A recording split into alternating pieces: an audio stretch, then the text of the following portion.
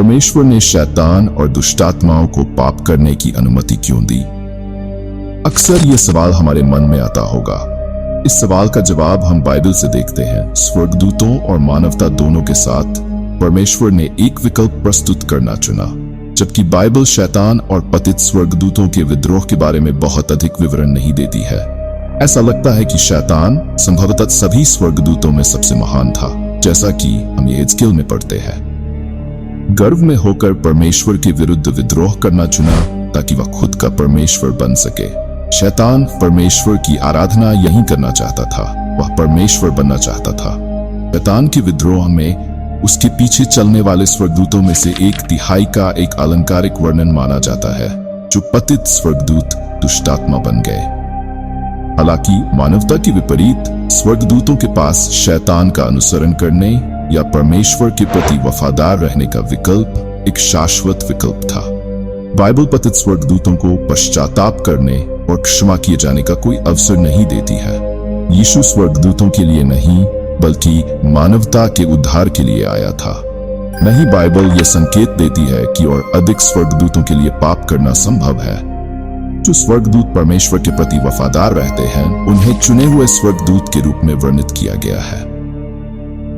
शैतान और पतित स्वर्गदूत परमेश्वर को उसकी महिमा में जानते थे।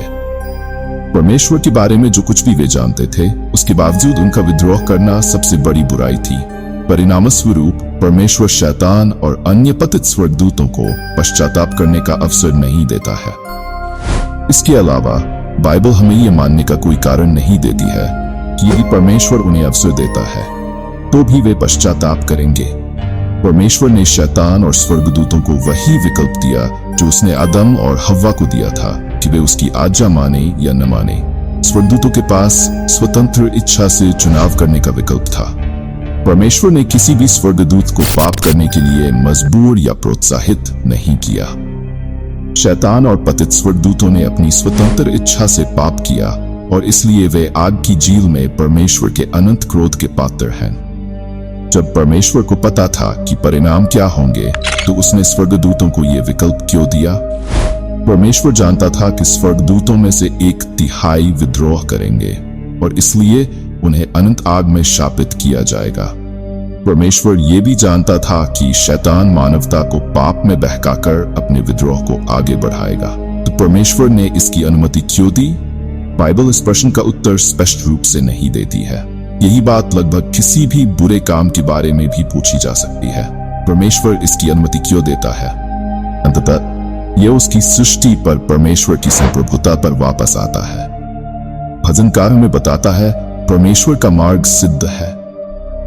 चूंकि परमेश्वर के मार्ग सिद्ध है, तो हम भरोसा कर सकते हैं कि वह जो कुछ भी करता है और जो कुछ भी वह अनुमति देता है, वह भी सिद्ध है। इसलिए हमारे सिद्ध परमेश्वर की सिद्ध योजना पाप की अनुमति देना था। हमारा मन परमेश्वर का मन नहीं है, नहीं हमारे मार्ग उसके मार्ग है।